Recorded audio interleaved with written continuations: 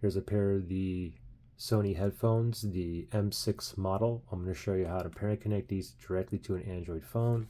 The Android phone that I'm using here is the Samsung Galaxy S21. So the first thing we want to do is put these headphones into pairing mode. Now you can see where the power button is and that light up here. We want it to blink blue, blue, blue, blue, indicating it's in pairing mode. So the headphones are currently off. Let me turn these on. Let me press and hold the power button for a few seconds until I see a light turn on. And now I'm just going to wait till if I see blue, blue, blue, blue, or it'll say that it's in pairing mode. Okay. So the light just went off here. The reason for me is because it's connected to another device, one of my other phones here. So I have to manually put this into pairing mode myself.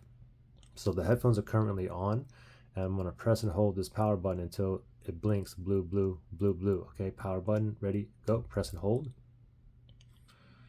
Just keep holding. It's going to turn off, and I'm still holding here.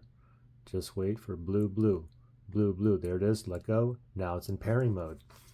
Now go to your Android phone here, and we're going to go to Bluetooth settings. So we're going to go to settings here, and we're going to tap on connections on this phone here. Make sure Bluetooth is toggled on. We're going to tap on Bluetooth, and that little spinny thing up there is spinning, searching for devices that's in pairing mode near me under available devices. Okay, and the M6 came up right there. I already found it. It's still in pairing mode as well.